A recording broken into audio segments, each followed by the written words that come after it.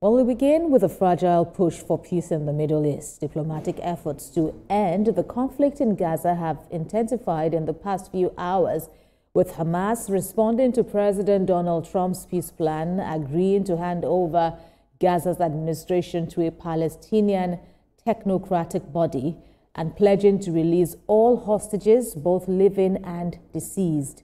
But Hamas wants further negotiations on some points, and President Trump has called on Israel to immediately stop bombing Gaza, saying Hamas is ready for lasting peace. On his part, Israeli Prime Minister Benjamin Netanyahu says Israel is preparing to implement the first phase of President Trump's plan for the release of hostages, pledging full cooperation with the U.S. The U.S.'s plan calls for a 72-hour window for all hostages to be returned once Israel accepts the deal publicly.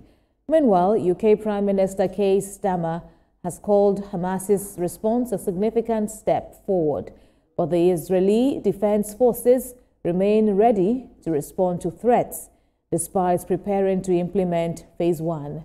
And despite calls for a ceasefire, airstrikes hit Gaza early this morning, showing how fragile the situation remains.